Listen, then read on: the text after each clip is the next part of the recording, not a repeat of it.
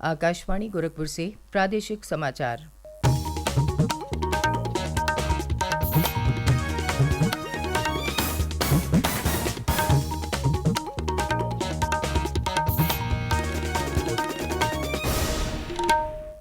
नमस्कार। समाचार बुलेटिन के साथ मैं सुकीर्ति असाना। पहले मुख्य समाचार।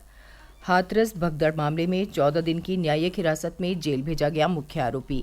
न्यायिक जांच आयोग ने किया घटनास्थल का मुआयना। गोरखपुर में मुख्यमंत्री योगी आदित्यनाथ ने किया जयप्रकाश नारायण सर्वोदय बालिका विद्यालय का लोकार्पण। कहा, शिक्षा सर्वांगीण विकास की आधारशिला। प्रदेश के साथ आसपास के 4 राज्य भी करेंगे कांवड़ यात्रा की निगरानी। यात्रा को लेकर मुख्य सचिव और पुलिस महानिदेशक ने की बैठक। और प्रदेश में बारिश का सिलसिला जारी, कई जिलों के लिए मौसम विभाग ने जारी किया ऑरेंज अलर्ट। और अब समाचार विस्तार से।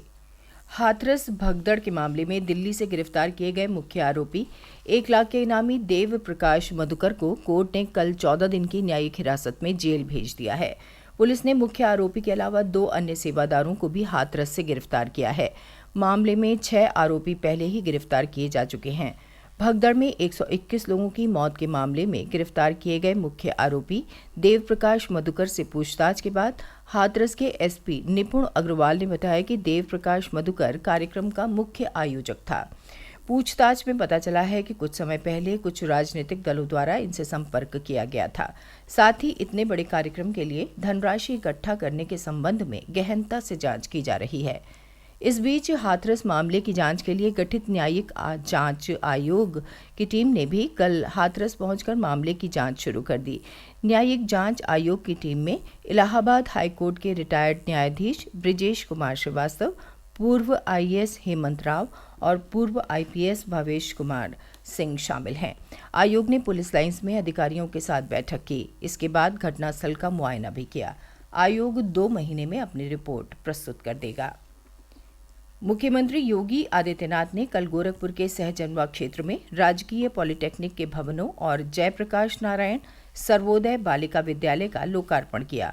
इस मौके पर मुख्यमंत्री ने कहा कि बच्चों की पढ़ाई पर किया जाने वाला खर्च समाज और देश के भविष्य को उज्जवल बनाने में अत्यंत उपयोगी होता है।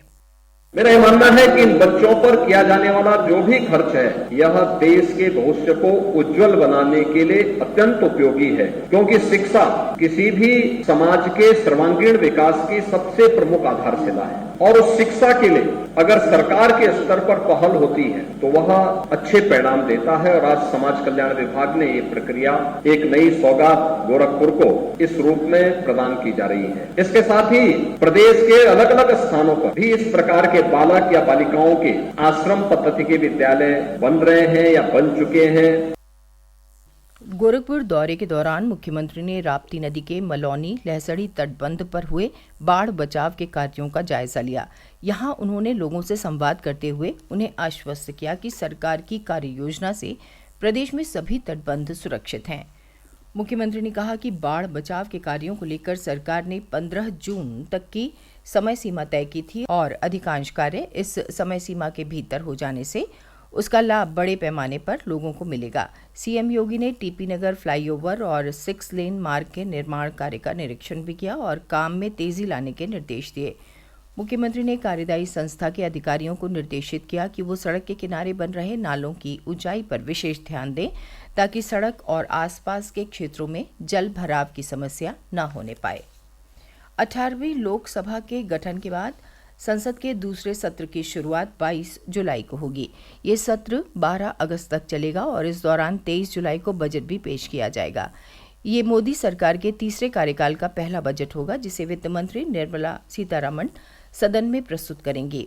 केंद्रीय संसदीय कार्य मंत्री किरेन रिजिजू ने सोशल मीडिया प्लेटफॉर्म एक्स पर एक पोस्ट के जरिए बताया कि राष्ट्रपति ने संसद के बजट सत्र को मंजूरी दे दी है।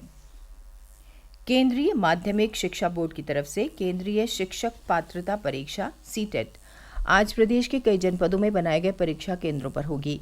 ये परीक्षा सुबह 9:30 बजे से 12 बजे तक तथा दोपहर बाद 2 बजे से 4:30 बजे तक 2 पालियों में आयोजित की जाएगी।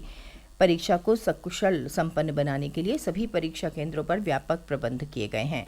गोरखपुर में केंद्रीय शिक्षक पात्रता परीक्षा 83 केंद्रों पर होगी। केंद्रीय स्वास्थ्य मंत्रालय ने स्पष्ट किया है कि नीट यूजी काउंसलिंग स्थगित किए जाने का समाचार गलत है। मंत्रालय ने कहा कि काउंसलिंग की तारीख अभी अधिसूचित नहीं हुई है। नीट यूजी काउंसलिंग स्थगित किए जाने के संबंध में मीडिया की खबरों के बीच स्वास्थ्य मंत्रालय ने यह स्पष्टीकरण दिया है।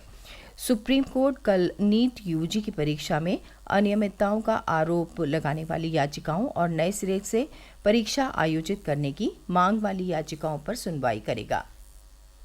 प्रादेशिक समाचार आप आकाशवाणी गोरखपुर से सुन रहे हैं। ये समाचार बुलेटिन हमारे YouTube channel AIR news Gorakhpur और एक्स हैंडल AIR न्यूज़_GKP पर भी उपलब्ध है। कांवड़ यात्रा को सकुशल संपन्न कराने के लिए इस बार प्रदेश के साथ ही आसपास के 4 राज्य उत्तराखंड, दिल्ली, हरियाणा और राजस्थान मिलकर निगरानी करेंगे। यात्रा की तैयारियों को लेकर प्रदेश के मुख्य सचिव मनोज कुमार सिंह और पुलिस महानिदेशक प्रशांत कुमार कल मेरठ पहुंचे।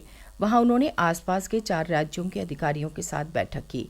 बैठक के दौरान ये निर्णय लिया गया कि इस बार की कांवड़ यात्रा देशभक्ति पर केंद्रित होगी। कांवड़ियों के हाथ में तिरंगा झंडा भी नजर आएगा।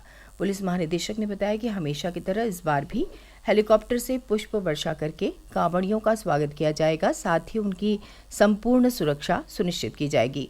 मुख्य सचिव ने अधिकारियों को निर्देश दिया कि यात्रा की तैयारियों में कमी को जल्द से जल्द दूर कर लिया जाए। उन मुद्दों पर काम किया जाए जिनके चलते पहले हादसे हो चुके हैं। मुख्य सचिव ने बताया कि कांवड़ यात्रा की हेलीकॉप्टर और ड्रोन से निगरानी की जाएगी। साथ ही प्रदेश और उत्तराखंड में कुल मिलाकर 8 संयुक्त कंट्रोल रूम बनाए जा रहे हैं। तैयारी बैठक के दौरान मुख्य सचिव ने लोक निर्माण विभाग के अभियंताओं को निर्देशित किया कि सभी कांवड़ मार्गों की मरम्मत 15 जुलाई तक पूरी कर ली जाए।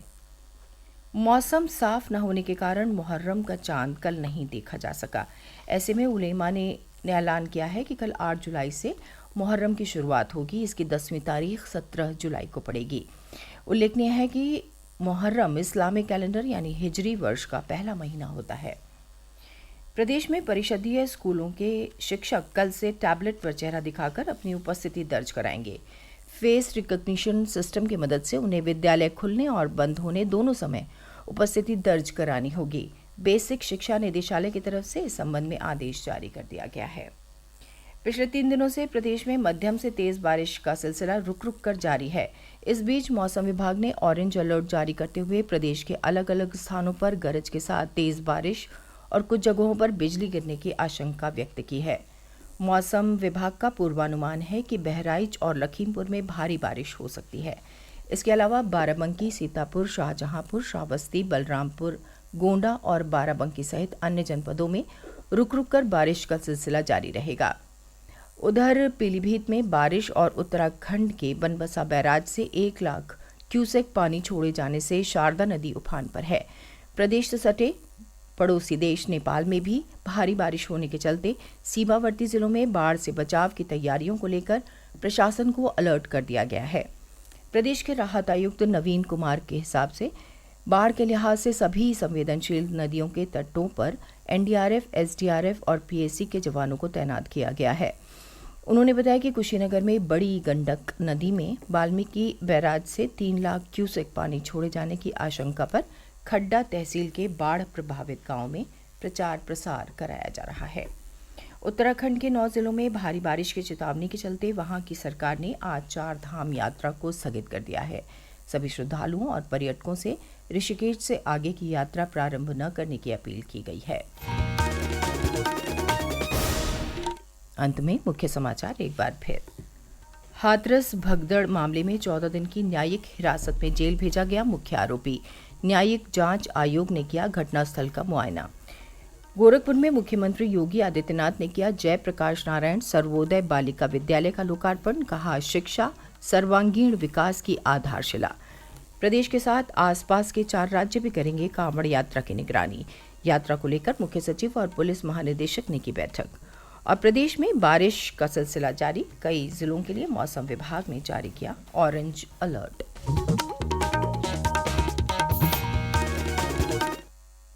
इसके साथ ही समाचार बुलेटिन समाप्त हुआ। नमस्कार।